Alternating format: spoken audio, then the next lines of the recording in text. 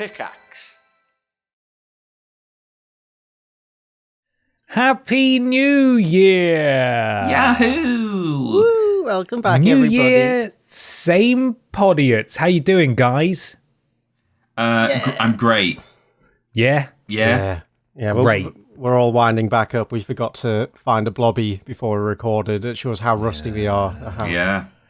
We didn't even remember what time the episode goes out. When does it go out 1 p.m. or 3 p.m.? I'm not sure. Who knows? It's fucking one of yours. Yeah. I actually had a proposition for you guys. Feel free to veto. I'm just bringing it as a topic of conversation. I'm not necessarily suggesting we do it. Obviously, we were obsessed with Dave Benson Phillips. For years. See, I thought about this the other day. I know what you're going to say. Okay. We left him out of it. We pivoted to Blobby. Last year was the year of Blobby. Do we, to keep things fresh, because we're so stale, do we pivot again to another beloved sort of 1990s obscure UK television children's champion for 2024?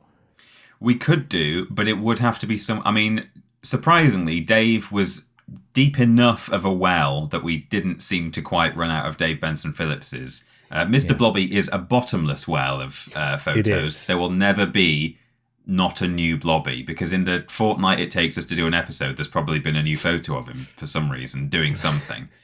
So it would have to be someone who has been heavily photographed. Maybe Noel Edmonds is a candidate, but... That's too blobby adjacent, though. It is, isn't it? That's the problem. If we're going to start afresh, we've got to go far away from the blobosphere. Blobby family. We could do Boo Cakes. We could go for Neil Boo Cakes. Yeah, there might be enough of him standing next to big, giant novelty pencils and stuff. Are you guys open to the idea? Would you rather stay in the safe shores of blobdom?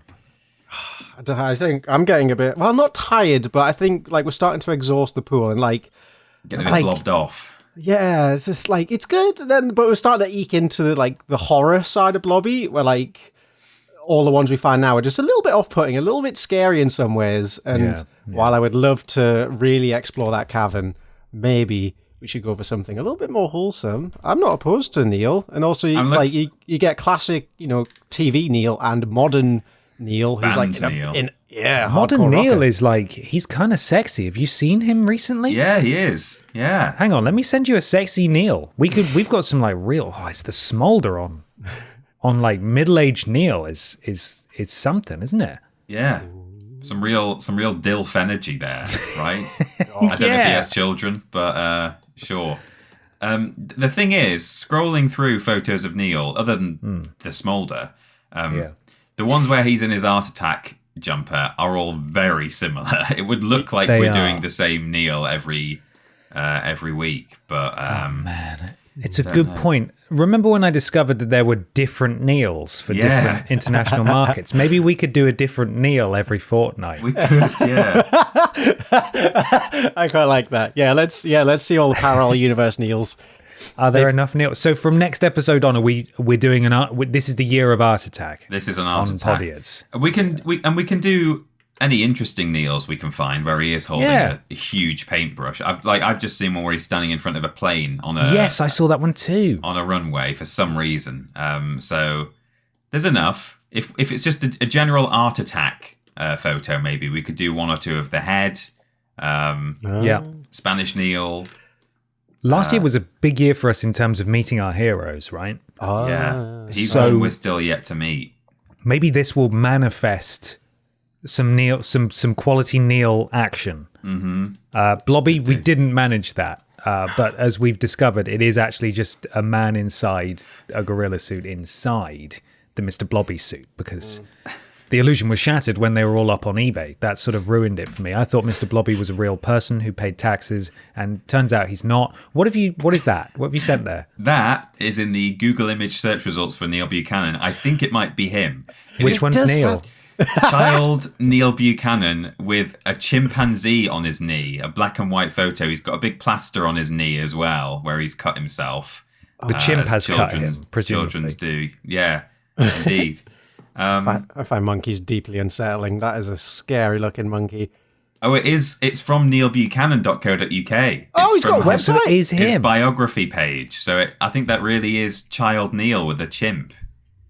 Neil Buchanan, Marseille. I wonder if his band, if they toured, do they do meet and greets?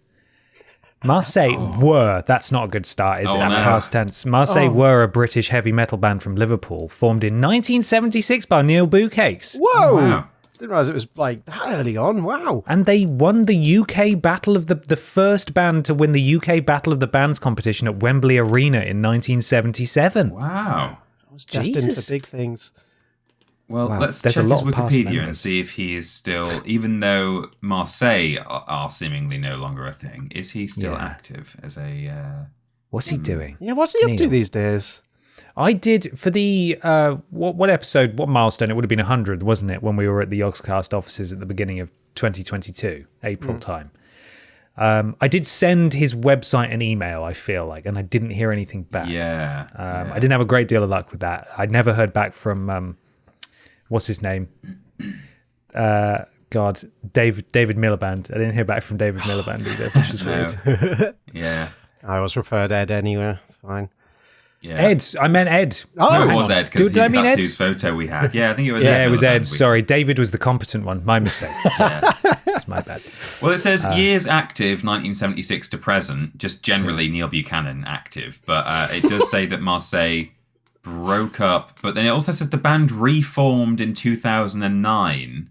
So I don't know if which of those two bits of information is the most recent. The reform, did they reform and then break up again, and that's why it's saying was, or don't know. But for the American economist and legal scholar, see Neil H. Buchanan. Thank you. Oh, Wikipedia. right. It's often a confusion that I have. it is. Yeah. Let's see if they're on Spotify. I think they might be. Yeah, could be. See if they've done a recent do they? song. 'Cause Are they that on would prove it. Spotify? That doesn't look like them. That looks like a very different band. Oh no. I don't know. The most I'd quite like recent to listen to thing. an album. The most recent thing on Neil's Wikipedia article is in September 2020, due to rumours spreading online, Buchanan released a statement denying suggestions that he was the English-based street artist Banksy. That's exactly what Banksy would say. I love that. Well, there's about 10 artists on Spotify called Marseille. It'll be one of them, but it's not the one I clicked on, so I've given up on that for now. But so we're going to try and manifest talking to Neil Buchanan this year. Yeah, I think we should go Are you for guys that. up for putting that out there? Yeah. This is the energy I want to put into the world this year. Just for further confirmation that things might not be going well, marseilleonline.co.uk, which was, I think, their homepage, official website, is no longer active, but can be accessed via the Internet Archive. So, Ah, shit. Okay. Let's go to godaddy.com. See if we can buy that. Yeah. And, That'll get his what was it? attention. What's it called again? What was it? marseilleonline.co.uk. Online. Oh, no. GoDaddy's website is bad. Hang on. Let me try and type that again. Marseille online. Line. All right. Search domains. Here we go. Let's have a look. Right. Domain is taken. So he's holding on to it. Oh, okay. Right. So it's not available, unfortunately. We could have online-com.com if you guys want that. That's only $1,500. So maybe we could circle back to that. Mm-hmm. Doesn't look like it's a goer, unfortunately. Never mind. I was going to get it to redirect to Podiots. Oh, well. Never mind then. Anyway, Happy New Year, everybody listening. We're here. We're back with more Podiots. We haven't even got to the intro yet. Mikey, I believe, did you have something that you wanted to share with us? I did. The lovely Jeff the Mongoose on our Discord server shared a lovely little quiz he made with us. A quiz they made. I'm not sure what they are or who If they it's are. Jeff the Mongoose, yeah. I think it's Molly. Sorry. Call yourself Jeff. You're. I thought you were confusing. a tiny mongoose with little hands on the keyboard. Could be Jeff the Mongoose was, I think, a boy, maybe. Don't know. Living in the Ethereal walls. being, right? There we go. Yeah. But Living in the walls. Living in the walls. Yeah, there's been like a little bit of a Podiots rewatch-a-thon going on in the Discord, and people have been, well, mostly Jeff, but people have been piping in with some favourite old quotes, and they've done us a wonderful treat here, and they've compiled some amazing quotes from episode 1 to 61. and I've made it into a game. And let's see who can guess who said what quote. Right. Okay. I'm going to start strong. I'd love to throw a bop it extreme in Hitler's face. Ooh, a bop it extreme. I don't think that was me. I can say that much. I don't think it was me either. That must. I assume then that's a Mikey. You're both wrong. It is indeed Peter, which you should have known in your infatuation with smashing Nazis. Well, true, but I always forget that the leveled up Bop It is called a Bop It Extreme, so I thought I wouldn't know that it's called Extreme. I would think it's Bop It Pro or something, so we must have been talking about it already. Prompted. Boppis. Very good. Maybe that's the next bit of merch you do. All Boppits. Boppis Extreme. Boppits. Flick it. Oh. How about lady cows are shit. They can't fight and they're bad at maths. Oh. What is the context of that? I know. I'm going to go out on a limb and say that maybe that was me. Yeah, I was about to say you as well. Seems a bit Ben Potterish. Yeah, you're absolutely right. That is a Ben Potter classic. Get in. Yes, it is. Yeah. Mussolini was right. Oh, okay. Could that be a Michael Johnson? Out of context, that's not great. Who's the secret fascist? It's me! Hey! Woo! Well done. Congratulations. Okay, there's 23 of them in here. I'm going to choose one more, and I'll let the readers at home go and play for themselves afterwards. Ooh. All right. Yeah. I'm so fucking sick of this podcast. Oh, that could be any of us. Oh, it really could. I don't think it's Mikey. I don't think Mikey would ever say that. No, that's I think true. he's just too positive Here for and the ride. happy. I think it could either. Oh, it could be either one of us. I mean, it could be all three of us. But I think it's. Well, how about I suggest it's you, and you suggest it's me, and I'll say it's Ben. Peter, you are correct. It is indeed Ben. Okay. 6 years. 6 years of this podcast now. This is like the longest job I've ever had. Well, it is. And what a pleasure it is. Well, that was a fantastic game. Did you say that it's on our Discord if people want to go there? Yes, it is indeed. If you go to our Vidiots Discord, what's the easy way of getting to our Vidiots Discord, Ben? I can't remember. I'm just double checking now, but I think it's vidiotsofficial.com/Discord. I think that's how you get there. I will confirm in a second. Do you want to know what That's was it. seemingly the final gig that Marseille did? Yes. According to the actual Marseille Wikipedia page, they were active in various years, but the final period of activity was 2017 to 2019. And the very last thing it says in the article is, on August 22nd, 2019, Marseille made his first gig in 7 years, but I think it means they. It is the right band. At Stoke-on-Trent, Whoa, UK. it's poetic. Oh my God. Neil Buchanan wasn't present, seemingly, and I think that was like one little gig that they did, and then they seemingly haven't. It wasn't like a comeback gig; it was just a one-off 2019 gig without Neil. Hey, maybe we could we could meet Neil Buchanan, but we could also help reform the band and get them touring again.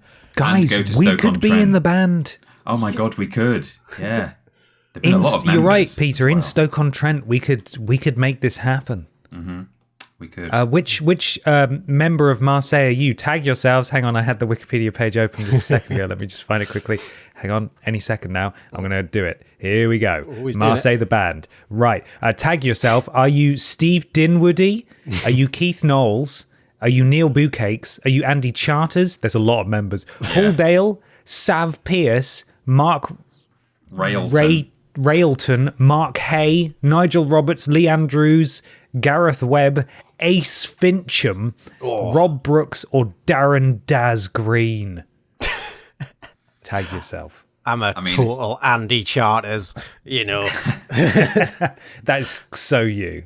I think everyone should aspire to be Ace Fincham, to be honest. Well, I'm touring musician between 2011 and 2012, Phil Ireland, on backing vocals and bass. Mm-hmm. I like how Darren Daz Green doesn't have the Daz in quote marks. It's though that's his actual full name. Yeah, Darren Daz. Darren Daz Green. Yeah. Brilliant. Well, we should probably stop messing about, shouldn't we, Peter? Been a long old intro, hasn't it, Peter? Why just me? What about Mikey? Because you're about to talk, so I let you go. All right, okay. We should stop messing about. Yeah, it's been a long old intro. Should we run the titles, somebody? Yes, Peter. Okay. Yes, Peter? Yeah? Peter, yes. Shall we run the... Yeah, run that music. All right, good job, Peter.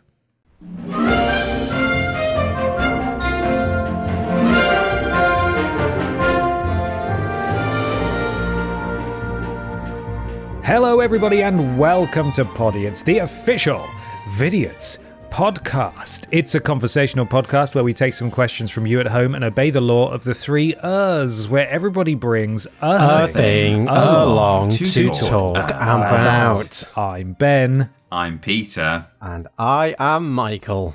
Great news, guys. I managed to do that while making unflinching eye contact with the camera. I remembered it after 6 years. Well done. I remembered the intro without having to look at my phone and read it. That's pretty good, isn't it? Amazing.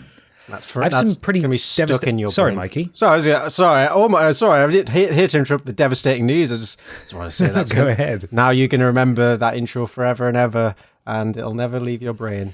Maybe. Man. Next time I'm going to get it wrong. Probably. It's a good reminder, though, that we do have a video component to the podcast. If you go to our YouTube channel, youtube.com/Vidiots official, you can watch our faces as we do Podiots. There's a video version available now. It's not just an image. We upgraded. Yeah, it's moving images. I have some devastating news. Oh no, what? If you go to Google Maps and search Gravy Bay, there are no results. Google haven't done this to us. Not Gravy Bay. It's gone away. It's gravy gone away, unfortunately. New name for Whitley Bay. Yes. So we'd like to condemn the cowards over at Google for cancelling Gravy Bay. Gravy Bay Kuala Lumpur is a suggestion. Is there a real Gravy Bay somewhere? Wait, what? Is there? Oh my God. Gravy Bay, Dan Samara Heights. Oh, it seems to be some sort of brand name. Oh, it's a restaurant. Gravy Bay. Whoa. Wow. Well, that's where we need to go. In Kuala Lumpur. Okay. Yeah, in Malaysia. Off we go. Oh, gravybay.com. Oh, it's Gravy Baby. Oh, it's auto. That's why. It's because it's auto-corrected. I've been misreading it. Oh, no. Gravy Baby as a name for flipping thing. Oh, sorry. I got really excited there that there was a real Gravy Bay for a minute. Gravy Baby. I'd rather a Gravy Bay. Well, we can open our own competitor now. The Gravy Bay. I would go to a restaurant called Gravy Bay. Gallant, little taps of gravy on every table, endless gravy. Little gravy trains, come through, the little sushi like things. the sushi restaurants. Yeah. Just a little tub of bisto. What do you want? What flavour bisto do you want? All gravy. We've got loads of them. No, the only thing that you get if you search for Gravy Bay, other than Podiots related things, is there was a song called Surfin' on Gravy Bay by the Tasty Wangs in 2019. Oh. The Tasty Wang. It's on Bandcamp. Right. Surfing on Gravy Bay. Oh, yes.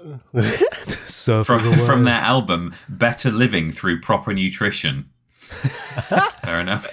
It's a catchy one, for sure. Yeah. Good news, though. I do have some good news about Google Maps. Oh my God. One of the names that I submitted that I'm now searching for, and it does not show up when you search Snappy Tomato Pizza Bristol, because it's called Snappy Tomato Pizza Bristol. But Google emailed me over the festive period to say congratulations and thank you so much for your sort of beneficial assistance with how Google Maps operates, because you renamed Snappy Tomato Pizza, which is incorrect, to Podiots Meet Facery Feldhoyers Presents, or whatever the hell it is, Snappy Tomato Pizza. That name apparently has now been viewed over 700,000 times. Wow. On 700,000 times? That's what it says. Crikey. And if you go on there and scroll through the photos, there is a photo of you and I holding hands out the front of it.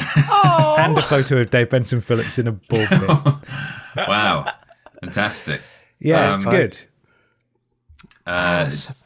This is just, it's easy advertising, isn't it? 700,000 views for what? Just changing a type box on Google? I don't know, easy. but it doesn't show up. So I'm really confused about like who this name is showing up for. Maybe they're doing this to just kind of put us off the scent, think, oh, it's fine, like it's still called the Podiots, whatever. But in reality, they're like changing it and it only looks like that for us. They're trying to possibly beat us down, but they'll never beat us down. They can take our Gravy Bay, but they'll never take our freedom. Well, I was going to say, sorry to give you whiplash by bouncing around, but I do just want to give you the lyrics here. I'm the mayor of Gravy Bay, so guess what? You got to listen to what I say. We're going surfing on Gravy Bay, surfing on Gravy Bay. Why walk around like a mope all day when you can come out to the place with the big brown waves and go surfing on Gravy Bay? Yes. And then a bit later on it says, gotta keep the gravy viscous. I want to pour it all over your biscuits. Because they're American. Could we pay them an amount of money to use that as our new intro song? Gravy Pay. We could do. Yeah. Have you listened to it? Are you just reading lyrics here? I'm just reading the lyrics. It's sold out, it says, whatever that means. Oh, you can buy it physically on an LP. Could we buy loads of them and then sign them and then sell them for way more on our shop? We could. I'm pressing play.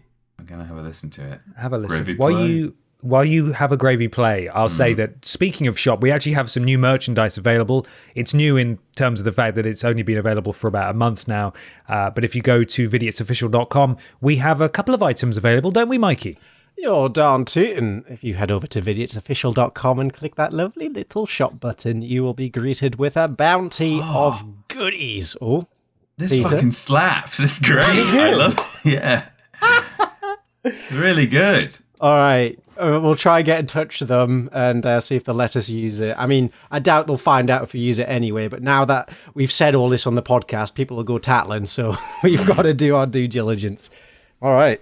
Well, let's see if we get a new intro song soon. But while Do you reckon I could get in touch with the people who own Wapping Wharf in Bristol and see if I could rename it to something way funnier? To Do you think they'd Huh? What do you want to rename it to? Don't let me say it. Don't make me say it. What's it called? Wapping Wharf? Wapping Wharf. How's that spelled? Wapping. All right, okay. I think that's Wapping, isn't it? Like in London. Not necessarily. Well, no, it could be Wapping. It could be way funnier, Peter. What? Am I going with a rhyme here? Or are you just thinking of like... Come on, guys! Don't make me. Come on. Well, I can think of there's no one that sticks out. It could be fapping wharf. Could be wanking wharf. You said, well, wanking wharf's not very clever, is it? No, not really. Is it fapping? Is that what you were thinking of? Okay. Yeah. It's not funny now that you said it. No, well, it's just I've never. I just prefer it's not the really illusion. in our lexicon, that word. No, but it's such an often. easy change. Yeah. Turns out Fapping though, it's a wharf. geographical district, and I can't claim it as a business and rename it. Yeah. It presents Fapping Wharf in Bristol. How good would that be, though? That would be great. Imagine if it did let you just change anything on Google Maps. You could just change the entire name of a nation to Podiots presents the United Kingdom. Imagine being the two businesses, that being Root and Makoko Coffee and Bakery, that suddenly found themselves within Fapping Wharf. Fapping Wharf, yeah. It'd be pretty devastating. Have to change the street signs and everything. It'd be a disaster for the council. We would have to go down, wouldn't we? I mean, we haven't yet visited Snappy's Tomato Pizza and put our new sign up yet. We've had that ready for ages. Can we rename it to Fappy's Tomato Pizza? Podiots presents. I'm not doing that on my Gmail account. Someone else could do that. Yeah. God, well, we've fapped around enough here. That doesn't make sense. It's time to do some selfish promotion. If you go to podiots.com and donate £3 or more, you get a shout out at the beginning and the end of the podcast. You join Pod Squad and you help us save up to pay the Gravy Bay people to let us use their song as an intro theme. Yeah. Mikey has the first lot of the first Pod Squad of 2024 in front of him right now. The winner of the first Pod Squad member of the year goes to... Drumroll, everybody. Carry the Worst. Congratulations. Whoop, whoop. And we continue with Donak07, Lord Brotovich, Caroline, we need detergent. I like that. I like that. They got back together then, I assume. Sounds like they've got back together, yeah. It's Caroline on our way home from work or something. And She always listens. No, she listens to the podcast. That's where I put my shopping lists.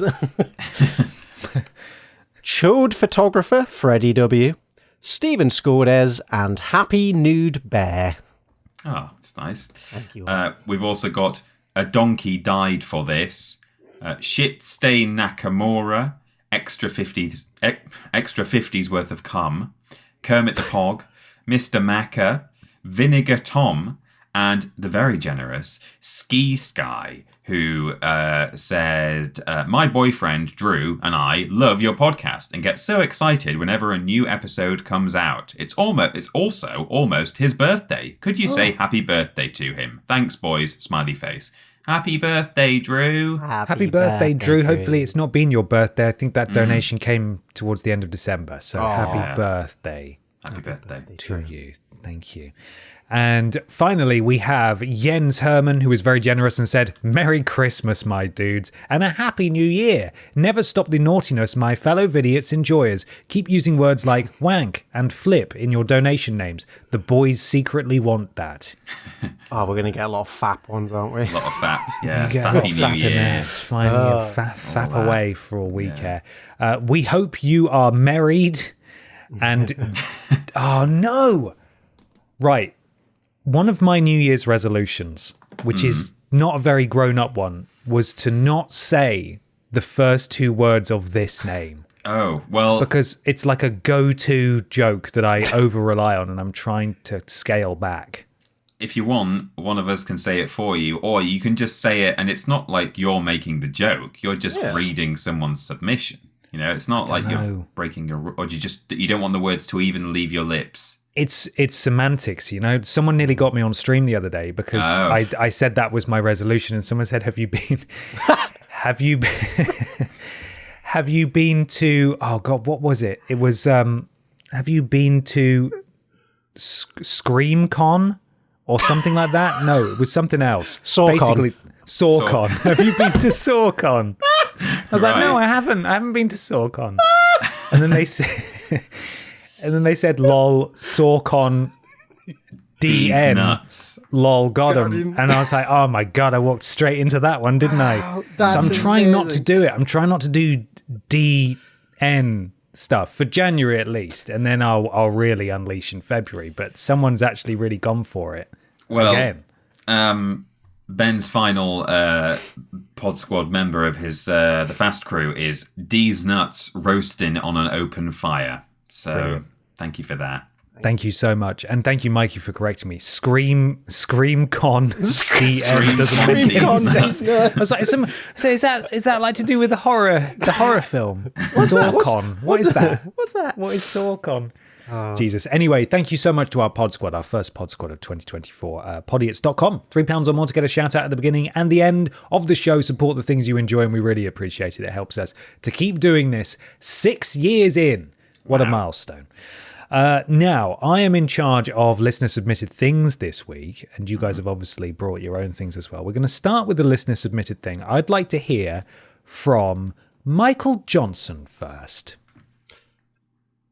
Sorry, I zoned out right as you said that. He's not paying attention. I was getting my document ready. Was it viewer submitted or my own thing? Yes, please, Mikey. Absolutely. Viewer submitted, please. Look how quickly I roll into this because of my preparation. So prepared. We have a wonderful article from Techiweo at Techiweo on Twitter. That's not another case of me mispronouncing a name, right? This isn't another Triggly sound. I've always said Techiweo for that name. Okay, good. Okay, and let me just open up the lovely article. This is from the SussexExpress.co.uk, and the headline reads, Cursed Sussex painting continues to bring its new owners bad luck. Oh, no. Oh, no. Oh, haunted paintings, not fun. No. A mysterious painting first sold by a Sussex charity shop and rumoured to be cursed is continuing to blight the London attraction that bought it. The framed painting, of unknown origin, depicts a young girl dressed in red with a penetrating gaze. Is there a picture of the Yeah, there we go. We got some there is pictures over further here. down, yeah. Yeah, I'm gonna whack us in the chat for you both to have a look at and really absorb and think about. I'll stick it in the There thread. you go. There you go. Oh, no. There's a little bit. Yeah, it looks... Ugh. She's back, says the note. Oh, God. It was twice bought from a charity shop in Hastings, East Sussex, last year, and then returned, with those who bought it saying the eyes seemed to follow them around the room and that they could not live with it in their homes. Okay. Wow. That's normally a thing with paintings, though. They always they usually look like they're kind of following you around the room if they look in the right direction. Imagine going back to a charity shop. I can't live with this in my house. I can't. Have it cursed. Local woman Zoe Elliott Brown purchased it for £25. £25? That's a lot, isn't it, from a charity shop? That is a lot from a charity shop, yeah. It's not even like the frame's that nice as well. God. And claimed that strange events started to happen almost immediately, including being pursued by a shadowy black figure. Ooh. Oh, God. Oh, God, that is a bit spooky, actually. She put the eerie painting up for auction, and it was bought by top London attraction, the London Bridge Experience, for £1,600. Jesus, me? okay, so that was worth the 25 quid then, I'd say. Yeah. Wait, whoa! Wow, yeah. Wait, I'm trying to make sense of this. She's back. And sold twice, returned twice. So I'm trying to figure out the lineage of who had this and how this swapped hands. Someone gave it back to the charity shop. Okay, then yeah. Zoe Two people bought it, both returned it, and then the charity shop thought, hey, what? people might want to buy... Because I guess there is a market for this kind of thing. Like, if people want to own something that is... How did the auction come about? How did she look at this painting and think, I'm going to auction this? Maybe the rumours of it's haunting the spread. Well, yeah, I mean, in the photo, on the right, there's a post-it note in the corner that says, possibly cursed, question mark? That's exactly it. I think that's probably what attracted her. She probably knew what she had, right? Yeah. Wow. 1,600 quid, let's go. And a percentage of the sale being donated to charity, which a charity which offers free and confidential welfare benefits advice, information and representation to people in East Sussex. Lovely. Now, the attraction in Tooley Street, near Borough Market, says the painting has blighted it, bringing a chain of unfortunate events. Managing Director James Clislingberry said, "We've had a couple of floods on the site between November and December. We came in one morning and the basement was flooded. We've had small leaks in the past, but nothing on this scale. We're lucky that the building is quite robust, so the damage wasn't too bad, but it was a little bit unexpected."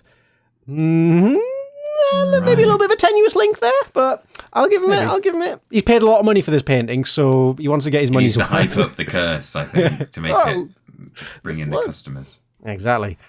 On the day James brought the portrait to the London Bridge Experience, their Wi-Fi went down. Oh God! Not It's real, guys. It's cursed. I like this. Oh, God. And then they suffered an electrical fault. Ooh. All right, now we're into the good stuff. Staff then reported sightings of shadowy figures following them, with one member of staff even saying that they kept hearing footsteps behind them, but when they turned around, nothing was there. Oh my God. 2 weeks after purchasing the portrait, James went on holiday with his family and he said, "I ended up hurting me shoulder badly and we've had problems on the ferry and with the hotel. It was a bit of a blighted holiday, to be honest." No. God, what a That curse. bloody painting. Free me from this wretched hellhole I find myself in. In November, the attraction hired a medium to do a reading of the painting in November. She told them the portrait has links to a hotel in Eastbourne, East Sussex, and that the subject was likely dead when it was painted. What? Eh? You mean it's a painting of a corpse, or what? I guess. What does that mean? How on earth could she possibly know that? She's not blinking, is she? She looks a bit dead. I think is the idea. Yeah. I think she's just, she's touched it and the ghost has said, "Yeah, I was already dead when I was painted. It's a bit weird, That's how it actually. worked. Prop me up on a chair and dress me up. Anyway, enjoy using your 4G. Oh my god. We had all sorts of funny noises during the reading. Even the medium was quite puzzled. Our social media chap said he was watching TV when he got home that day, and it suddenly fell off the wall and smashed in front of him. Oh my god. It was firmly bolted to the wall. Bullshit. Yeah, come on.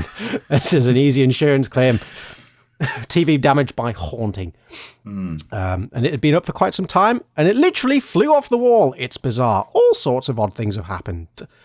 But despite everything, James has no plans to part with the cursed painting anytime soon, and it still hangs in the reception area of the attraction, which has plague pits in the basement. Oh, lovely. That seems like a great idea.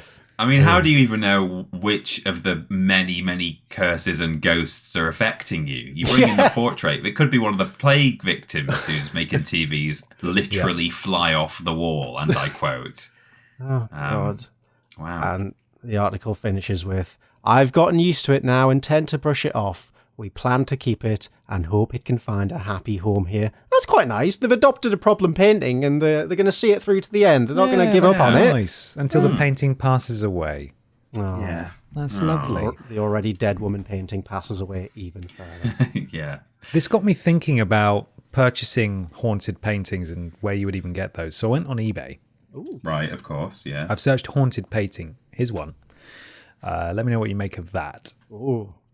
Oh, that's horrid.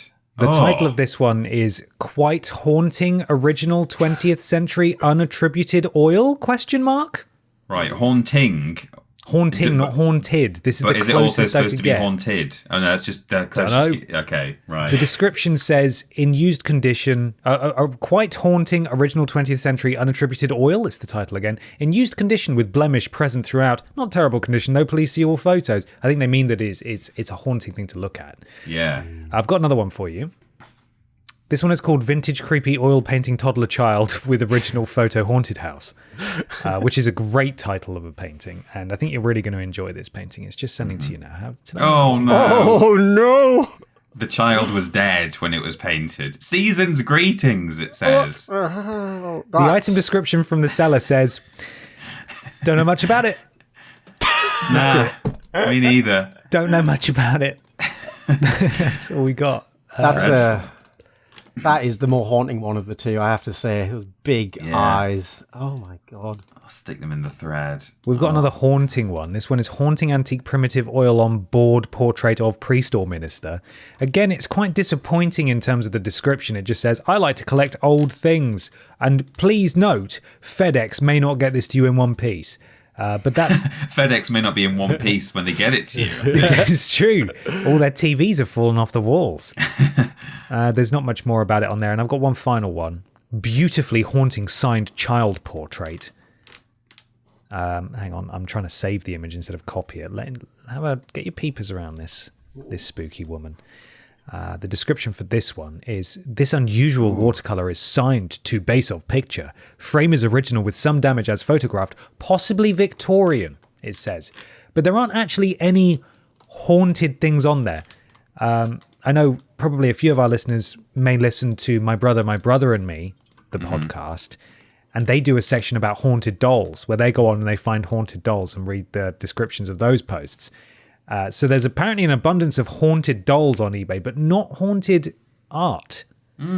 Surprising. There might be more on American eBay, possibly, because I think there is a bigger market for... Did you know that in America, if your house is allegedly haunted, it can knock off something like 20% of the value of your house. Like, if word gets out that you have a haunted house, it can literally affect the financial value of your property, because it is more... it's taken more seriously as a general rule in the States than it is in, for example, the UK. Wow. Would I chance it? I don't know. Like, I'm very firm in that ghosties aren't real, but I don't know. I don't want to commit to a haunted house and then one day wake up in the middle of the night and there's just cups of tea floating about the place and getting smashed up. Shit, I've got a 30-year mortgage on this thing now. Because then if you want to move out, you have to just pretend that everything's fine. Normally people are just pretending that like the boiler isn't knackered, and they're like, oh yeah, it's great living here. You should buy this place. We always have plenty of hot water. But, someone's walking around your house and as they're looking into your eyes, asking you about the bins, just over their shoulder in the background, there's like chairs flying around and stuff. You have to just, keep a straight face, get that thing sold. The room's a bit drafty. It does lift the chairs occasionally. We'll have that fixed before you move in. Well, wonderful. There's a little light spooking for the start of the year. Peter Austin, would you like to do your thing? I'd love to. Forgive me, those who spotted me fiddling around when we were talking just there. I was just turning to relevant pages for my thing, because I'm reading from 2 books today. Whoa, nerd. Yeah, nerd, am I right? I need to turn to the right page on this one as well, so I'm still not prepared, but there we go. So somebody very kindly sent in this book. I will read the title in a minute for people who are listening.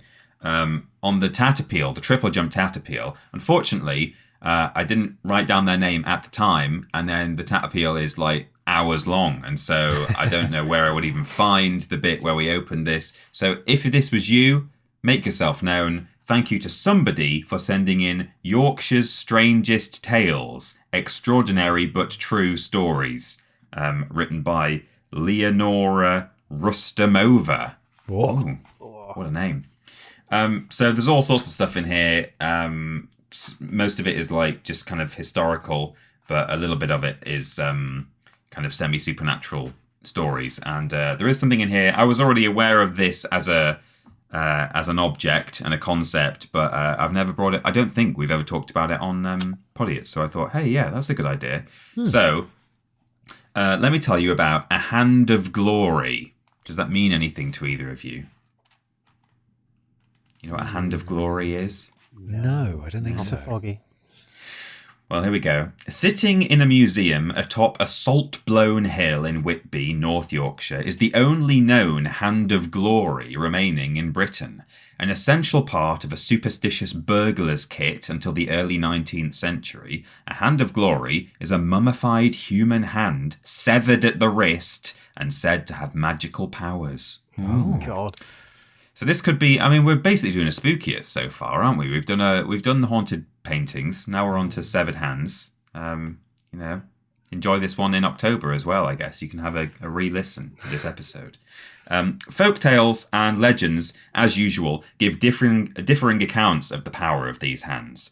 Common conceptions are that the hand could open locked doors, and that if the bearer ignited it while reciting an enchantment, the hand could send all inhabitants of a dwelling into a deep, unwakeable sleep, useful for underhand deeds such as plundering and looting.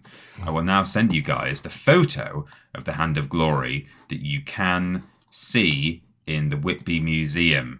So there were previously a few of these, were there? Yes, UK? These were things that were sort of made by superstitious people. Crispy hand, yeah.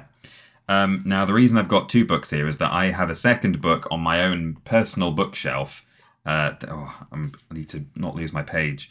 That has said enchantment in it, written down. So that is not included in the Strange Yorkshire Tales thing. But this book says that the enchantment goes, "Let those who rest more deeply sleep. Let those awake their vigils keep.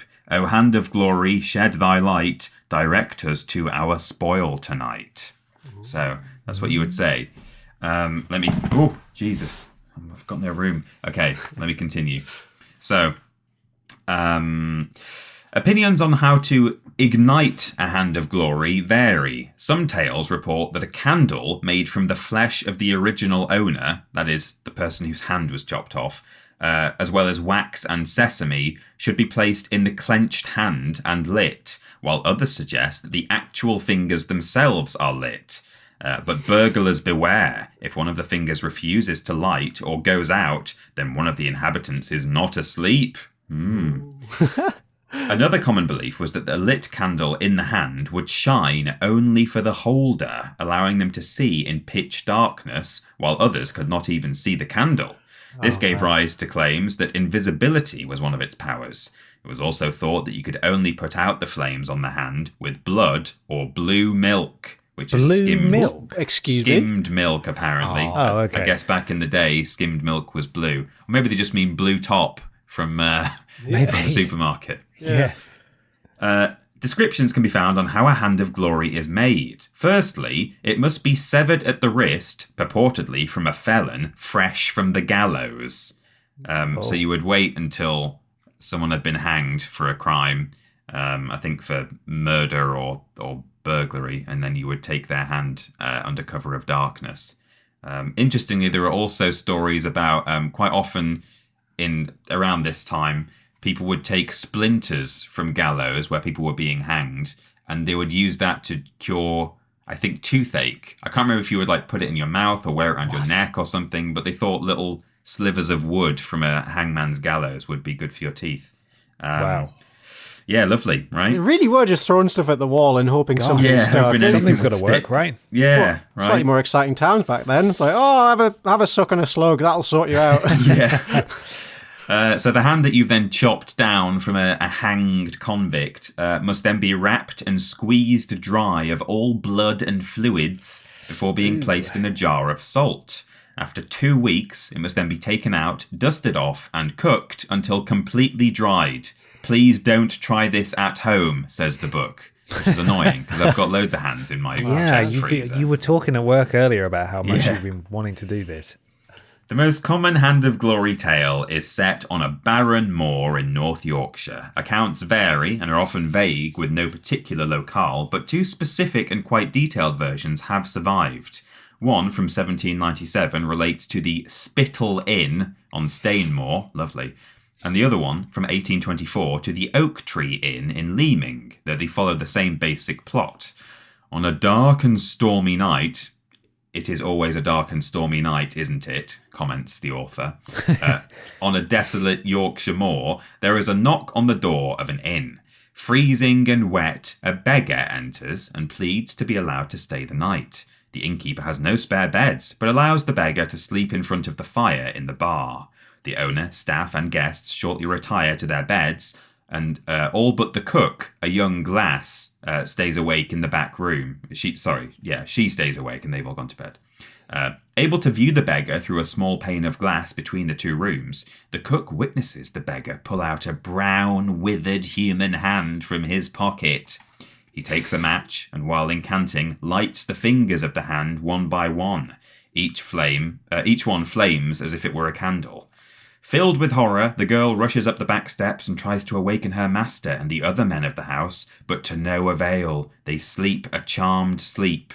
Finding her efforts in vain, she goes back downstairs and watches through the window. All the fingers of the severed hand are lit, but not the thumb, which I guess is why she's still able to stay awake. The beggar moves around the property, through locked and unlocked doors alike, putting things into his sack. When he moves into yet another room, the girl dashes to the hand and attempts to put out the flaming fingers. She throws a jug of beer over them, only for the flames to burn brighter. She tries water, but with no luck, and in desperation she throws some milk on the flames, and they are extinguished. The spell is broken. The innkeeper hears the girl's screeching and descends in time to detain the thief, who is later tried and hanged for his crimes. Good. And then I suspect the post-credit sequence is someone comes along and chops his hand off, right? Yeah. The story continues again. Yeah. And then, so it just finishes with the potential origin for the whole idea of a Hand of Glory. Legends of Hands of Glory have existed all across Europe for a span of 400 years. Some believe its name actually derives from the mandrake, a plant of the genus Mandragora, which is very similar to the French main de gloire, hand of glory. The root of said plant causes delirium and hallucinations, and in high doses it can even send the user into a coma, i.e. put people to sleep. In moderation, the chemicals present in the mandrake root produce brainwave activity similar to that found in REM sleep and have for a long time been used as an anesthetic. The mandrake plant is also said to be luminescent. Both properties lend themselves to the alleged capabilities of a Hand of Glory, as does the appearance of the roots, which sometimes resemble shriveled human figures. Some legends state that when a mandrake is pulled from the earth, it lets out a scream deadly to all who hear it.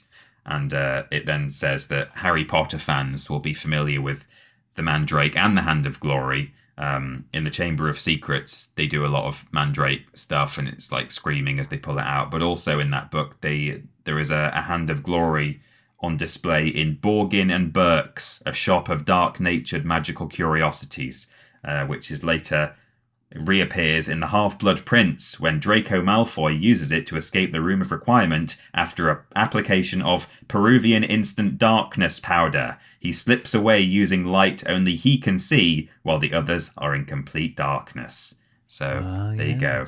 There is a popular reference to Hand of Glory even today in Harry Potter. But you can go to Whitby to look at the one known Hand of Glory that was, I think it was found in like a wall cavity or something. Did it say in the book where it was found? But I can't remember. But there you go. That is a spooky tale of a real artifact, something that people used to create. Of course, it didn't do anything, I'm sure, but people had belief in this sort of thing and would actually go out of their way to pickle a hand and light it on fire in the hopes that they would be able to steal stuff from your house. Blimey. Yeah. Well, thank you very much for that. 2 spooky things back to back. Very spooky. Yeah. So spooky. Make it 3. Thank you, Peter. You're welcome. Well, we're not going to make it 3 because it's time for my viewer/listener submitted thing, which comes from Cherry at Cherry_Cheru on Twitter. Thank you very much, Cherry, for this. This is an article from ITV.com written by no one.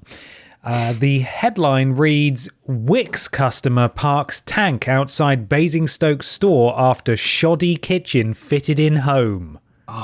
Wix. Here we are. I'll send you a photo of the tank outside the store. It's real. A Wix customer has parked a tank outside one of its stores demanding a refund as he says he had a shoddy kitchen installed in his home. Paul Gibbons from the Hampshire village of Kingsclere paid £25,000 for his home to be fitted out with a new kitchen in February. Last year, I assume. He says it has been plagued with issues from mould under his sink to badly fitting units with a poor finish, and one heavy drawer nearly collapsed on his dog. Oh, God. Oh. He said it left him in a dark place as he could not afford to spend thousands more to fix the problems, which could lead to him losing his home. Mr. Gibbons has now parked a huge tank in the car park of the Basingstoke store in protest and says he won't move it until the kitchen is removed and he gets his money back. Paul Gibbons said, grumbling wasn't enough. It got to a stage where I nearly lost my house in November. I just had enough. I thought, what can I do to make people sit up and listen and to protect people from being in the same situation? It feels as if whatever you do isn't enough, but this is legal and it's going to be enough, hopefully. The Abbott self-propelled gun is decommissioned and was borrowed from a friend who lends it to people who want to protest against big companies. Wow. It's the tank of shame. When big companies don't do what they're supposed to do, you can come and park it outside their lot, Mr. Gibbons added. The big people can always push down the little people because we can't afford it. Mr. Gibbons said Wix sent fitters around to rectify the problems, but they would not pay to fix everything to his satisfaction, and now he feels like he is in limbo. He took out a loan to get the work done so he could rent it out, but I was, okay, so he's a landlord. My sympathy decreases slightly. But now cannot pay back the loan and is at risk of losing his house. He said, there's a huge chance I could lose it in April because I can't get it remortgaged because it hasn't got a functioning kitchen. A Wix spokesperson said, we are aware of the situation at the Basingstoke store and would like to apologise for any inconvenience that has been caused to shoppers visiting the store. Our customer relations team is in contact with the customer to discuss their installation, and we are also arranging a full and independent inspection to be completed by the Furniture and Home Improvement Ombudsman to help us understand what is required to resolve the issues associated with the installation, it says. And that's the end of the article. The tank of shame. Outside the article makes no mention of the fact that a sign has been stuck to the tank, which has Wix written down vertically. Is it called an acrostics, I think, where you use the first letter of a word vertically, like you do it in primary school, like poems and stuff. And the backronym of Wix is warning, incompetent, complacent kitchen equipment supplier. And then there's an angry emoji, which is very good. I like that. Really good. If anything, it would make me want to go to Wix to see the tank. Yeah. Well, I can see why this is done. It's clever. Like, it's legal, presumably. Well, they say it's legal to just park a tank in the car park. That's what he said. It's always going to make at least the local news, if not national. Yeah. So. And also, who the hell has a mate who has a tank that they just loan out to people looking to protest? That is, specifically for protests. Yeah, that's kind of cool. I like the idea of the tank of shame. It's good. Shame it's a landlord, but the landlords have tanks now. They're unstoppable. So this is it, boys. I have Googled the tank of shame and I can't find anything. Oh. I can't find. I also want a friend who will loan me tanks. Hire a tank for a day. A lot of them are road legal. Like, you can drive them around. Whoa, tank limo. Tank limo? What? You turn up to your prom in a tank. Wait, hold on. Let me find a tank limo. This is an absolute beast of a limo. Oh my god. I mean, it's not a limo. It's a tank. It's just a long tank. Oh my god. Can I see the long tank? Is it actually long? Well, it's... Yeah, I mean, to be honest, I don't know what the regular length of a tank is, and the image is going to take a little while to send, or is it? Is it a tank with 5 A's? Okay, that's kind of long. Yeah, it's pretty long. Get a good 15 people long. That's a long tank. I don't think it's been adapted though. I think that is just probably how the tank comes. That's just the length of that boy. Yeah, for sure. Yeah. Wow. Wow. Okay. Well, it turns out tanks are quite easy to get a hold of. Who knew? That's a UN tank. It's all painted white. Do you remember when Hat Films went on those tanks for some kind of brand deal shoot, and they were all told that they had to shave their facial hair, or at least a moustache was the maximum they could have. I seem to remember them being really uncomfortable with that they were forced to shave their facial hair for it. I didn't know that they were forced to shave. I don't remember that. I think Why so. Is that? Maybe is it fire risk? It was a sort of a period appropriate facial hair allowance for the armed forces, I think. Oh, I see. Oh, wow. Right. Wow. So it was mustache or nothing. I seem to remember. Someone was. Yeah, that sounds about right. But yeah. Well, there we are. That's my listener submitted thing. Go and see the tank outside Wix in Basingstoke and send us photos. We'd love to see. Yeah. Podiots presents the tank outside Wix. The tank outside Wix in Basingstoke. Michael Johnson, do you have a thing? I absolutely do have a thing. Would you both like to hear my thing? I'd love to. Yeah. Ooh. Just over half a century. Oh, that started off a bit sexily. Just over half a century ago. Let me try that again. Just over half a century ago, Neil Armstrong, Buzz Aldrin, and Michael Collins were traveling towards Earth's satellite in the history-making Apollo 11 mission. They had launched from the Kennedy Space Center in Florida on July 16th, 1969. With Armstrong uttering his immortal words, "This is one small step for man, one giant leap for mankind." Yeah, small step, big step. Big step, small step. Which is kind of cool. I don't know. I think maybe something cooler happened on that day. Maybe down on Earth around then. I mean, I bet Buzz Aldrin said something like, "Hey, listen to this," and then he ripped a wicked fart on I wonder who did the first fart in space. Probably the first person in space. Air suit. It's just going round and round. I'm trapped. Beautiful. Yeah. While they were up there doing the space nonsense, they received a crew briefing on day 3 of their trip, in which they kind of got daily updates of what was going on down on Earth, and kind of gave stuff that was related to the interests of the people on board. So they had a little connection to home. Mm-hmm. And on day 3, the briefing ended with the result of a porridge eating competition held in Corby. Oh! They were like, "Houston, everything's, got the samples, we're doing this, doing that. But please, for the love of God, let me know. I've been wondering who won. I've got good money on this competition. Michael, is this like the start of a movie where it's zoomed all the way out and it's like, there's this big thing that's happening, but we're not paying attention to that today, and then it just goes and zooms in and Corby. Yeah, we're in Corby, boys. Fantastic. Brilliant transition. Thank you very well. I lifted all that from a lovely article in the Northamptonshire Telegraph. Oh, okay. This is an article from a couple of years ago, and the headline reads, "Out of this world Corby Porridge Championship to be recreated 50 years on." Woo! So, yeah, they say that... I don't know how they swung this. There's not much on the internet about this incident of a porridge eating competition. But they say at the end, they did this to raise the profile of the town's Harland gathering. Right. How the hell do you get in contact with NASA and say, "Oh, lads, could you read out our porridge eating competition on your spaceship?"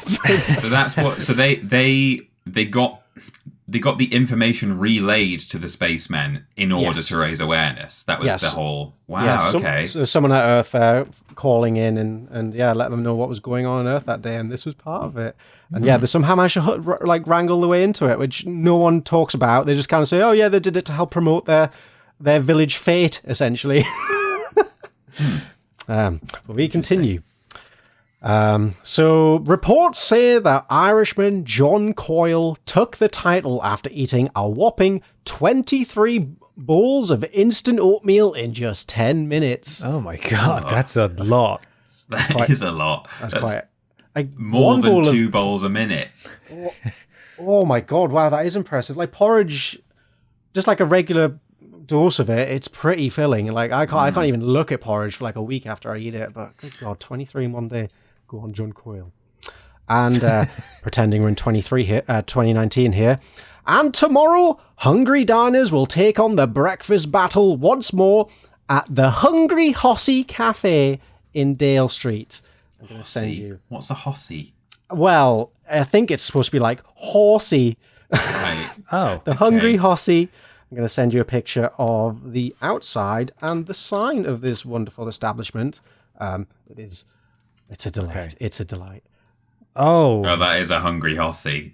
Why is there a photo of Beard Meats Food there? Oh, well, I mean, we'll get into why he was there as well. This is Oh, is he just demolished the record because he's a professional eater? Well, not quite that record. There's another. The Hungry Hossie's known for something. There's as many tangents to this thing. There's so just much so going you on. know, I've decided to name this episode the rubbish title of "Houston, We Have a Porridge."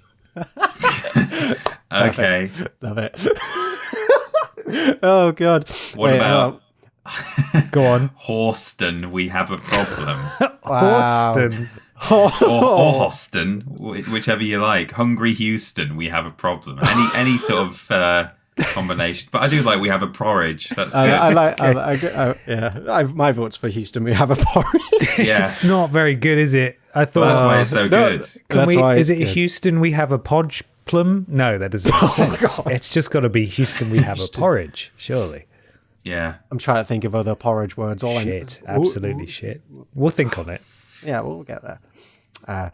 Cafe owner Shalane Crabtree said, "I am really excited for it. I knew nothing about it being read out in space, but it's a fantastic piece of history." So they didn't. Right, if you're going to host the porridge eating competition, do your research. Yeah. Are we sure that this actually happened, or did they just invent this? Because, with all due respect, look at that cafe. Well, literally the next bit I'm about to read out is the official transcription of the NASA communications log. So this definitely happened, unless someone's paid off NASA big time and got them to scrub all the documents and put it in there after the fact. Okay, I want to believe this is real. So it's this section of the transcript is basically like a huge block of text, basically of the person on Earth reading out news updates and little messages and all this stuff. And then it ends, and in Corby English, I've got to do my best 1960s American accent. Go on. Oh, why did I do this to myself? I didn't have to do this. You really, and in Corby, made your bed here, haven't you?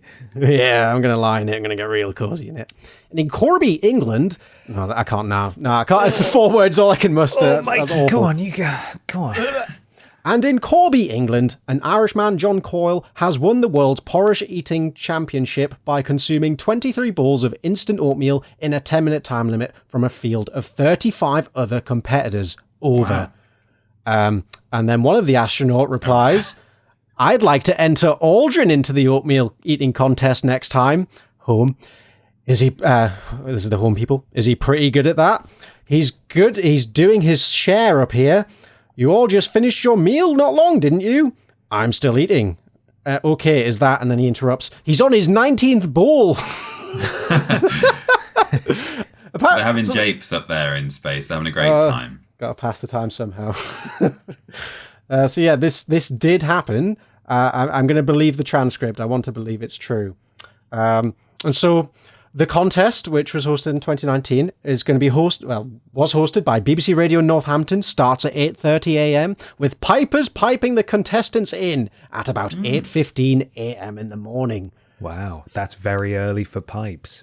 That is very early for pipes and very early for porridge. Or maybe the best time for porridge. Don't know. Speaking of time, I'm looking at the Hungry Hossie photo again. I like that on their opening hours, it just says PM Monday to Thursday. They've like painted over what number PM it used to be. Because it says 6 a.m. to 1 p.m. Friday to Saturday. But the next to Monday to Thursday, it just has the letters PM. They haven't decided yet. Yeah, still figuring that out. So imagine you heard this like the week before the competition. This porridge eating competition, which was once in space and had 35 contestants battling their way through it. And in the 50-year anniversary, 4 contestants have already signed up, with space for 2 more. So made days before the big revival, they've only managed to get 4 people to sign up to eat porridge, which I think is quite sad. Come on, guys. And you also quite needed... impressive that they managed to get 30 odd people to do it on the day. I suppose it wasn't necessarily on the day of the moon landing, was it? Was it specifically the day of the moon landing, or just? It would be 3 days after they took off. Right, okay. So I think it's 4 days to get there. So perfect time for a porridge contest. Yeah, but if it had been on the day, people are like, stay home, watch the moon landing, major televised event, or go eat porridge. 20 bowls of porridge. Go eat porridge, man. John says he's going to try and eat more than 20. I don't believe him. They're only open until PM. Yeah, God. Get down quick. And they were also looking for 2 adjudicators for the competition as well. So the Hungry Hossie really smashed out of the park organising this thing. They will try and smash their way through as many bowls of porridge as they can in 10 minutes, which Shalane said will be made with whole milk to make the consistency thick and creamy. Oh, lovely. I saw like at this point, like, there's a bit more about the competition later on, but I wanted to go down the Hungry Hossie and see what was hanging there, because that's quite an interesting place. The cafe, which was 2019's Northamptonshire Telegraph Cafe of the Year winner. Whoa! Wow! Is famous for its The Big One breakfast, a 7,500 calorie challenge which only a handful of people have finished. Wow. Let me send a picture of a contestant with their big bowl of breakfast. This is astronomical. I'll let that go through. Astronomical. I see what you did there. Hey. Astronomical. Oh, hey! Hey! Hey! Okay, that's going to send slowly. Oh, no, here we go. It's... Whoa! That's a lot of bread. Look at all the toast. There's so much toast. It's like a loaf of bread. They haven't even got hash browns. They've got potato grids in there. Hash browns aren't enough. There's fish fingers. Well, I think they're the hash browns, aren't they, at the back? Oh, are they? Oh, they might be. I have all the ingredients in front of me. Sorry. Yes. Okay. And I'm going to list all of them and see at what point you start to feel sick. Do the Butterfield voice, please, Michael. Oh, hey, if you want it in Butterfield, I think we have to hand it over to the master. Ben. Do the 1960s American Butterfield. Yeah, go on, Mikey. I may need a new. No, that's impossible. It can't be done. I may. No, what does? No, it's getting worse. You can hear the conflict. It's amazing. Yeah. It's two people fighting over the voice. It just doesn't compute in your head, does it? No.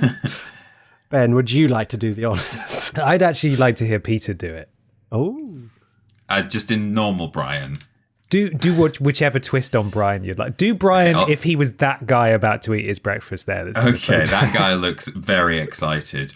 The huge breakfast plate consists of 3 bacon rashers, 3 sausages, 3 eggs, 3 square sausage slices, 3 potato scones or scones, 3 pieces of fried bread, 3 portions of mushrooms, 3 hash browns, 3 potato waffles, 3 black pudding slices, 3 portions of beans, 3 portions of tomatoes, 3 4-ounce beef patties, 3 pieces of bread and butter, and 3 pieces of buttered toast. Butterfield toast. Fantastic. Hot water. It's so interesting, the sort of the Pavlovian response that kicks in when you start doing a Butterfield voice. I feel my throat clench as if I'm doing the Butterfield voice as well.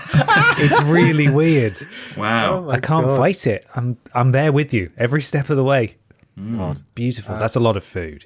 Yeah, and you're right, that is a lot of bread. That is 12 slices of bread, which alone is quite a lot of food. It's nearly a loaf, isn't it? That's bonkers. I'm not surprised to see Beard Meats Food there. I watch him while I'm eating lunch, and the stuff that he does is disgusting. Yeah, I do. I watch his videos while I'm having my lunch, because I have like quite sad small lunch in comparison, obviously. So I like to watch what he's up to, eating like 12 pizzas in one sitting. I'm like, yeah, vicarious. This is nice. Lunching. Exactly. Yeah, I could do that. I could die. Die. Oh, wow. So it costs £30 to attempt, which, I'll be honest, is kind of a good deal. That's like a week's worth of food in one plate. So, all right. If you manage to complete the challenge in under an hour, you receive your money back and your picture is placed on the wall next to the other winners, instead, as with those who failed. And during the challenge's 18-year history, 7 people have managed to clean the plate of the big one. Oh. I mean, that's one person every 2 years, which is incredible. But oh my God, how physically do you even fit that inside yourself? That's the real news story here, is that people can eat that much bread. Anyway, back to our porridge story. That was just a little aside. There's not really much more to say.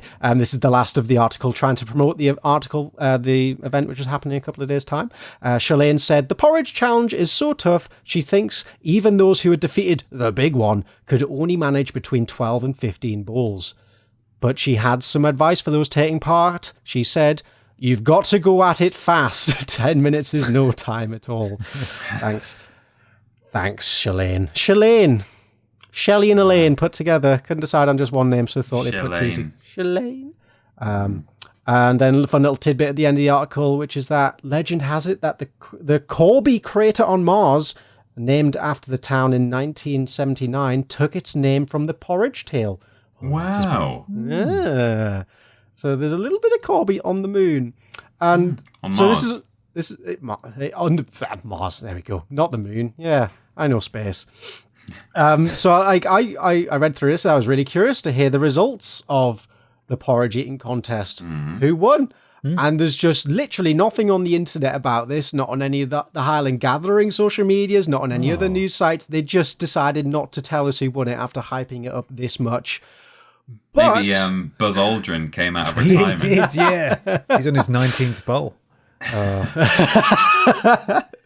But while I didn't find out who was the victor, I did manage to find an 8-second clip from the porridge eating competition. And it is just the most beautiful piece of imagery that will ever be put to film. I'm going to send it. We can all watch it together just to really get the full experience. Now, what I need to know, Mikey, is this video real, or did Stanley Kubrick fake it? Oh my God. I just played a tiny bit and it's so loud. Yeah, me too. Oh, okay. Dear. Yeah, so get ready. Now. So 3, 2, 1, go. Wow, look at them go. They are chowing down. Oh, There's only like 4 people doing it. They couldn't get And Two more people. You said pipers plural will be there. There's a single man playing the bagpipes. Yeah, there's someone playing the bagpipes. There's an old lady with blue hair mixing porridge, and then there's 2 judges, it looks like. It's just like, yeah, this is like, for the people at home who can't watch the video, this is just a pan across a little small, look, it's the back end of the Hossy Cafe. It's pissing it down. There's a pouring with rain. There's a metal fence. There's 4 men kind of slowly getting through porridge. Yeah, a frantic old lady pours in more porridge, and then just in the rain, out of the cover, a lone bagpiper stands and plays the wretched tune. And a single spectator, an old lady with an umbrella. Yeah. Oh, I didn't even notice them. And that's it. Oh, how the mighty have fallen. We're going to need to go and cover this, aren't we? God. So yeah, that's that. This was once talked about in space, and now look at it. But I don't know. I quite like it. I think it's good. I think it's lovely. God. The guy at the start appears to be holding a microphone. Yeah, while and he's wearing a eats his headset. porridge. Yeah, I think he might be broadcasting his challenge. I mean, you might as well, Him going, right? If you go there to cover it, and they've only got 3 competitors, why not just sign up? Yeah. Oh my God. So yeah, there wasn't really much of a point to that story. I found the article, something about the porridge in space 50 years ago, and and I found that they were recreating it. I just thought it was quite funny. The culmination of starting it, wow, it was in space, this must be huge, and then the one shred of evidence of that this happened. Here it is. 5-second clip. Oh, amazing. Heroes. I hope they never stop. Yeah. Some say the blue-haired old lady's still pouring porridge to this day. She sort of has to shake it out of the jug. It's quite thick, isn't it? Shouldn't have used that whole milk. That's what you get. No. Jesus. Well, thank you so much, Mikey, for sharing that space tale with us. Thank you, Mikey. You're very welcome. And Peter, it's time for your listener/viewer submitted thing. It is. This was sent to us by River Fox, but River spelt with a 3, on Twitter, Lucy, Fox emoji. And it is according to al.com/news. Man stuck in urn at Mountain Brook party, loses pants, breaks expensive vase, and Alabama internet. This was written by... What? Yeah, I know. This was written by... it doesn't say. I did see this video clip today, actually, and it's quite something. But here we go. The partygoers' expletive-laden screams after getting stuck in a decorative urn during New Year's Eve in Mountain Brook is the latest viral video out of Alabama. It is a man stuck in an urn. He's surrounded by loads and loads of people, all sort of trying to help. And they're sort of giving bits of suggestions and stuff. And he goes like, he says something like, I've done everything I can. God damn it. And he's really cross. Is there a video component you could there is, share? Yes. I've just found it, actually. There is a tweet. Hang on a moment. We'll include the audio in the podcast so you guys can listen. Yeah. The caption is, "Oh my God, this is the whitest shit I've ever seen," and it is pretty white. You'd be a pretty good judge of that, Peter, given that you were at the top of White People Reddit at one time. White People Reddit. I did once make it on there. But the guy gets very cross because everyone's sort of trying to help, but also just, I think, pissing him off because nothing's working. Also, it's a New Year's party, so everyone's going to be drunk, and there's this guy, you just can't get out, man. And I just try wiggling. And I'd be sick of that. 5 minutes stuck in the urn. You guys ready to watch it? Yes. Okay. You ready for a countdown? Yeah. 3, 2, 1, play.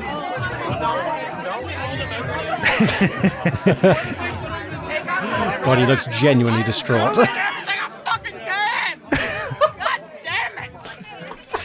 How did he get in there? I don't know. I think he just got in and squatted and now he can't stand up again. I love that this person is dedicated to filming it. They're like ducking underneath people. Yeah. Oh, yeah. You got it, Connor. You got it. Oh, man, he's having a bad one. You got it, Connor. You got it.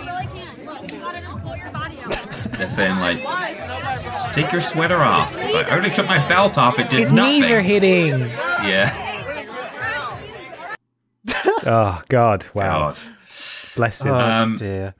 So, call the fire department to break this motherfucker, Padgett screams. I don't know why he needs the fire department to break a vase, but all right. As onlookers offer words of encouragement in a video posted by Twitter user Christy Yamaguchimane that has amassed 13 million views and counting. It might be Yamaguchi Maine. It could be Yamaguchi Maine, yeah. I don't know. Gen Z. I'm fucked, said Padgett says as one partygoer hacks away at the urn with a chisel. There is a separate video of them breaking it with a hammer. But that's not in the article, I don't think, but I saw it today. Others offered him tips that Padgett said were futile. I'm doing everything I fucking can, god damn it, he screams. I already took my belt off and that didn't do shit. This video has everything in the Twitter thread by Christy. An angry white boy named Connor, southern accent, concerned white women that aren't helping, white wine, some stupid shit only a drunk white guy would do, playing old school hip hop, an ugly vase, a woman wearing a fur, and navy blazer with jeans, which it's all true. It's all there. Efforts by AL.com to reach Padgett for comment were unsuccessful. The X account, once called Twitter, it says, of Casual Thursday, said they were at the Mountain Brook party, gave a play-by-play of Padgett's ordeal. I think they were sort of live tweeting at the time. There's a cracking sound and the crowd cheers. He is free. The urn has been shattered and our hero emerges unscathed. Our long national nightmare is over, the account tweeted. People are now discussing the cost of the shattered urn. I'm hearing prices ranging from $500 to as high as $3,000 US American dollars. Wow. Urn guy is up and moving around, but now without pants, which were apparently lost or damaged in the incident. Everyone seems fine with this. He wants a cigarette. He wanted a double Makers on the rocks. I gave it to him, and now he's drinking alone and having a cigarette, still pantsless in the corner of the yard. Looks like a friend is trying to usher him onto an Uber. Happy New Year, everyone. Stay safe out there. Remember, decorative urns always look bigger from the outside. Wow. Yamaguchi Maine or Yamaguchi Mane has secured an interview with Padgett to talk about his 15 viral fame on her podcast, but I think it's 15 minutes of viral fame on her podcast Jorts Center. Brilliant. And says we are in contact with the legend himself, and he'll be joining us for an emergency taping of at Jorts Center podcast. Jorts Center. Wow. And he sort of continues, just sort of saying, yeah, his sicky situation went viral at blah blah blah, and but that's it. Man got stuck in pot was smashed, and people were crowding him and all drunk. So brilliant, fun times. Amazing. Yeah. God, that's a what great happened one. to his jeans? Yeah, I don't know. Are they not still in the urn? Yeah, surely they were at least in the urn. They're still even if he did take them off. Get them out. Even if he took them off to try and get them out, once I got out of the urn, I think I would probably want to put them on again. But no, he stood in the corner, drinking, smoking a cigarette on his own, apparently. Oh, bless him. Yeah. What a night. Yeah. Brilliant. Well, thank you, Peter. Thank you to the listener who sent that in. Thank you, listener. It's time for my thing. It is. I hope you're ready for international relations news now. Oh, yeah. It's not so much news as it is a recounting of the beautiful friendship of Liechtenstein and Switzerland, which I was recently made aware of because the two are such fast friends that they often accidentally invade one another and just wave it off like it's no big deal.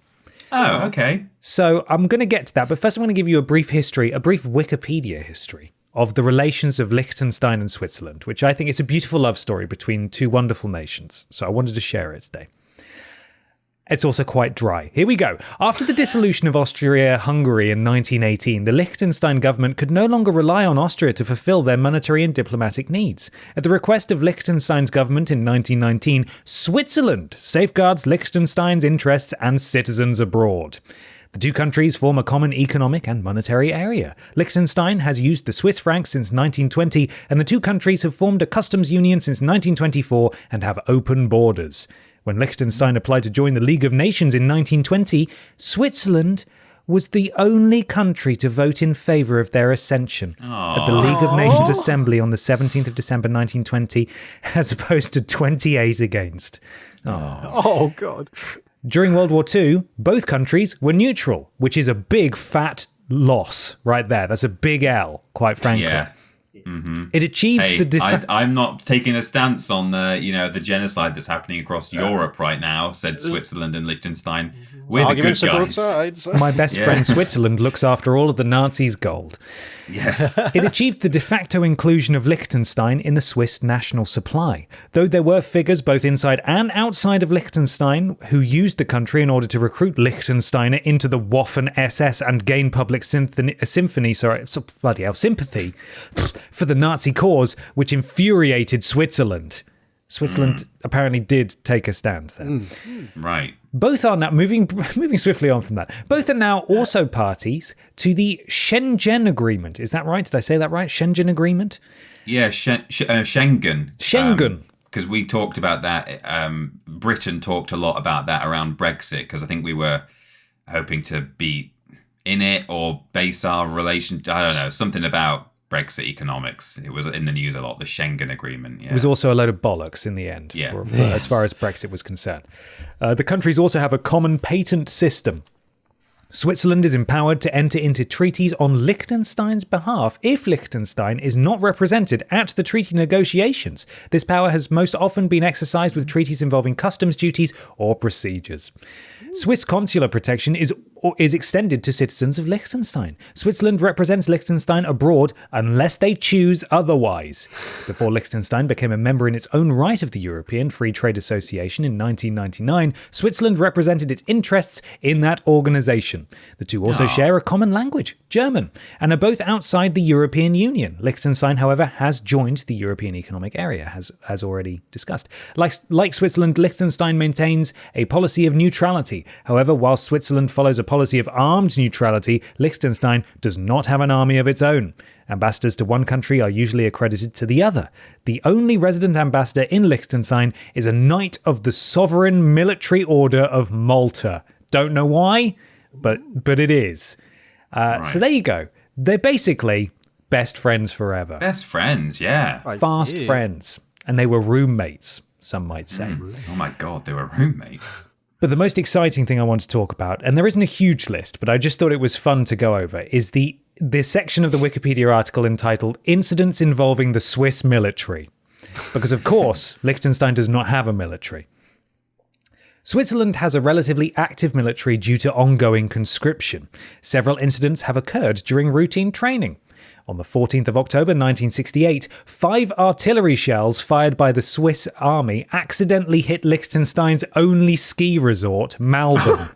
God. The only recorded damages were to a few chairs belonging to an outdoor restaurant. Oh, thank God. Always fun. Jeez. Imagine if they'd accidentally just killed some skiers. You know what? They probably would have said, hey, no big deal, man. It's okay. Yeah. Well, what are they supposed to do? What are you going to do about it? They can't fight back. No. It's just yeah, anyone could march in one day and say, hey, especially Switzerland, because, if we did it, then Switzerland might defend them. But if Switzerland did it, no one's going to defend Liechtenstein. No. Only Switzerland. Only Switzerland. Switzerland really could bully Liechtenstein if they wanted. Yeah. They could say, unfortunately, your train's been delayed, so your ambassador can't come to this international talk. So we'll go and negotiate for you, shall we? I am getting weirdly kind of like slightly evil Big Brother vibes. It's a bit controlling, maybe, yeah, this relationship. I'll vote on your policies. Yeah, don't worry, we'll go do all the boring stuff. We'll do it for you. It's okay. Hey, we share an economic area. It's fine. We've got free borders. It's all right. Yeah, you know what? You don't need any of you remember all those friends that you knew before I came along? You don't need any of those. You don't need those, but I'm going to go see my friends if that's all right. Yeah. On the 26th of August 1976, just before midnight, 75 members of the Swiss army and a number of pack horses mistakenly took a wrong turn and ended up 500 meters, and then in brackets it says yards, into Liechtenstein at Iridug in Balzers. I've mispronounced that. The Liechtensteiners reportedly offered drinks to the Swiss soldiers. Right. Oh. On the 5th of They all had their December... knives ready, the Swiss The Swiss Army boys. They got out the corkscrews. They were ready to go. Yeah. On the 5th of December 1985, anti-aircraft missiles fired by the Swiss Army landed in Liechtenstein amid a winter storm, causing a forest fire in a protected area.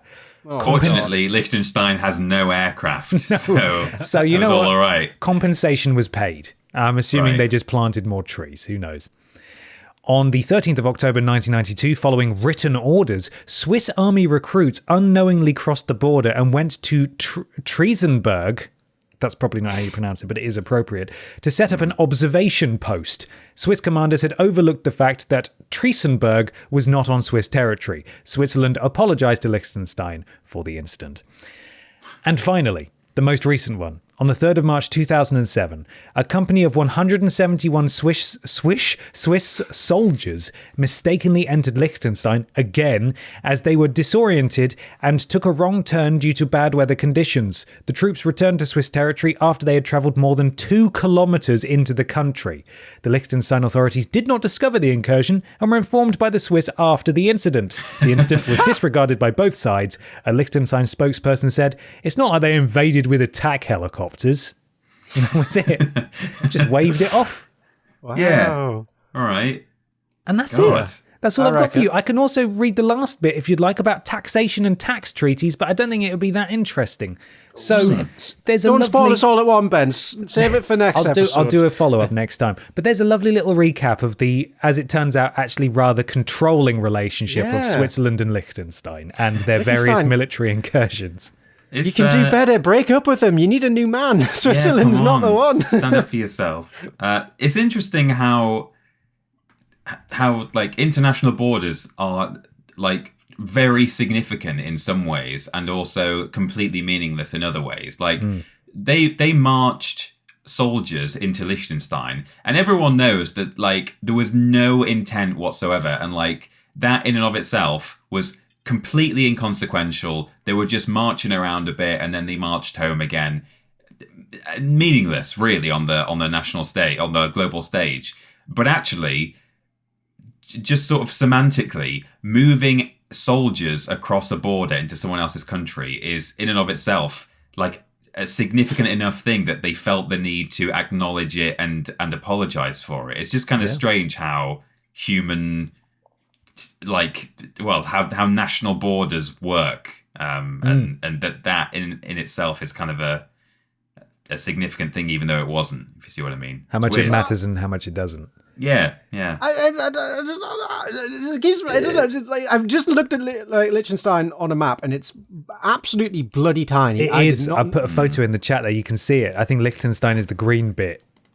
God, it's like basically a small village, and there's so much of Switzerland. Why did they keep going so close to the border? Like this doesn't. Yeah. Something's amiss here. Like this is they're not. Switzerland's not telling the whole truth. They're neutral. They're neutral, Mikey. They don't take a stance, but they would actually quite like Liechtenstein to just be Switzerland.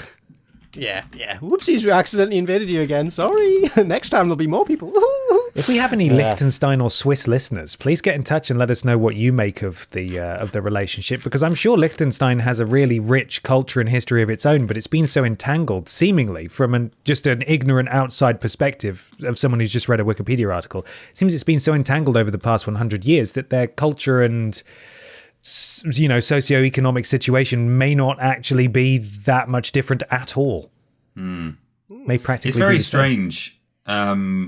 Switzerland as a nation, as well as tiny Liechtenstein, but like Switzerland, they are. Did you know this? That they are the papal guards, like in the Vatican, because the Vatican is like its own nation.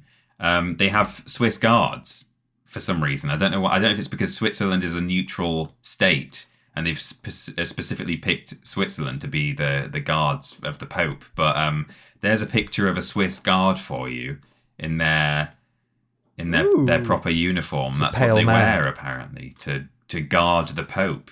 It looks like a medieval Ronald McDonald. It does a bit, yeah. But it's just weird because you would think like if they had to commission guards from anywhere, they would just pick Italy because it's just convenient, the Vatican being in Italy. But no, they got the Swiss to come and do it. I'm sure there's a very intricate history as to why it's the Swiss. They should do some sort of like game show where they make all the cardinals compete in unarmed combat, and the toughest ones have to serve as protectors of the Pope. Yeah. I'd watch it. Yeah, boy. Well, there's my thing. And thus concludes Fun thing. the first episode of 2024. Thank you so much for listening and watching. Thank you for submitting your things. Thank you guys for your things as well. We will be back in a couple of weeks' time, as we already talked about at the start of the show, but we're going to talk about it again now. Don't go anywhere just yet. We've got some important things to tell you. But Mikey, I believe there's some kind of shop. You're darn tootin' if you head over to vidiotsofficial.com and click that lovely enticing little shop button. You will be greeted with a veritable bounty of Vidiots-themed goodies to put on your body and in your house. Let's go. We got our latest t-shirts, the yes, Gravy Bay t-shirt, as well as yes, Gravy Bay corduroy cap, and our new D-Face Google t-shirt, as well as all of your old familiar favourites. So go to vidiotsofficial.com, check it out, and give yourself a little New Year's treat. New year, new clothes. You've earned it. You've earned it. Give us some money. Thank you. I don't have any yet. I'm going to buy some at some point. Yeah, I don't have any either. I should probably get one too. I don't have any of our new merch. I deserve it too. I should treat myself. Yes, let's all treat ourselves. YouTube, Twitter, Facebook, all.com/Vidiots Official. I forgot we did that. Sorry, can we do that one more? I forgot we did that. All right. YouTube, Twitter, Facebook.com, all/Vidiots Official. That was brilliant. Thank you, Mikey. Thank you. Discord is vidiotsofficial.com/Discord. Go and hang out with like-minded Podiots listeners and Vidiots viewers. Thank you very much to Tommy and Fleckers who continue to mod us over there. We really appreciate you guys. Thank you so much. Twitch.tv/Vidiots official. We stream there occasionally. We streamed there just before Christmas. I believe it's a long way off, but I'm looking at maybe doing, because, you know, adult life is busy, I may be going to do a stream in March. So I'll see you guys then. Okay. I'll let you know when it happens, closer to the time. Podiots.com is where you can go to donate to the podcast you love the most in the world, which is this one. If you give £3 or more, you get a shout out at the beginning and the end of the next episode of Podiots. You join Pod Squad, and we love you forever. Basically, that's the contract. That's how that works. Mikey, can you kick us off once again, please? We begin with Carry the Worst, Donak 07, Lord Brotovich, Caroline, We Need Detergent, Chode Photographer, Freddie W, Stephen Scordes, and Happy Nude Bear. We didn't do our favourites, did we? Oh, we didn't. We'll have to do them at the end. We'll do the rest of the list and then favourites. A donkey died for this. Shitstain Nakamura, extra 50s worth of cum, Kermit the Pog, Mr. Macca, Vinegar Tom, and the very generous Ski Sky. And finally, we have the very generous Jens Herman. Thank you very much, Jens. We hope you are married, and I can't say it, DN Roastin' on an Open Fire. Thank you so much, Pod Squad. £3 or more. Podiots.com for a shout out on the next episode of Podiots. What is your guys' favourite name, please? I liked Caroline, We Need Detergent. Yeah, me too. Yeah, me too. That's a winner then. That's the winner right there. Now a clean sweep. Peter, what's out on Vidiots? Get ready for this. 6 years ago this week. Oh, goodness me. We do actually have one video that had come out this early in the year, because officially we didn't start putting stuff out until the 5th of February, but we did do an announcement video on the 12th of January, which was yesterday at time of release of this episode. And that was simply, We Are the Vidiots. And it contained a load of just fake videos that, like, because we've not made any videos yet, we couldn't really do a proper channel trailer, so we just filmed a bunch of rubbish stuff. Well, I don't mean rubbish, but I mean random crap. Yeah, you know? I mean that's what we did for the following 8 months as well, but still. Yeah, that's true. Yeah, but rubbish as in nonsense, fake news, and put it together into a trailer. So there you go, one video. We Are the Vidiots. Yep. Disappointed everyone, because that's the video that went out when they the Yorkscast essentially teased the return of Shadow of Israfel, or at least that's what everybody thought. went out at, was it, because it went out at 5:01, which looked like SOI. Oh, God. Yeah. Why did they choose 5:01? Why not 5? I don't get it. That was unfortunate, wasn't it? Yeah. Mikey, where are you on the internet? At Parrot Boy on Twitter and Instagram. Those are both the best places to keep up with what it is I'm doing these days. Fantastic. And Peter, where are we?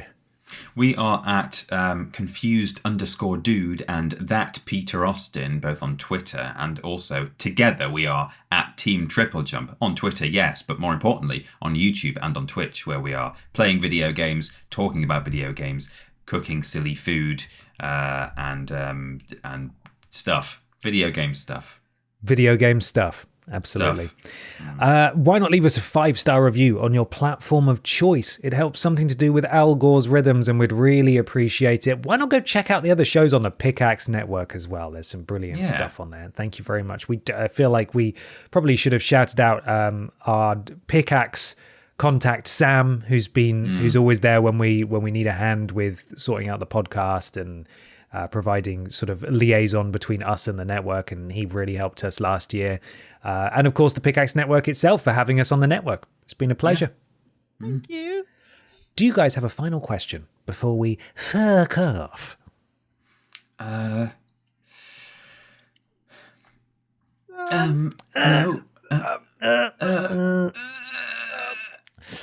How many bowls of porridge do you think you could eat in 10 minutes? Good question. Brilliant. There we go. Fantastic. Thank you so much for listening/watching, everybody. We'll see you in a couple of weeks' time. Until then, look after yourselves. Bye. Bye-bye. Bye.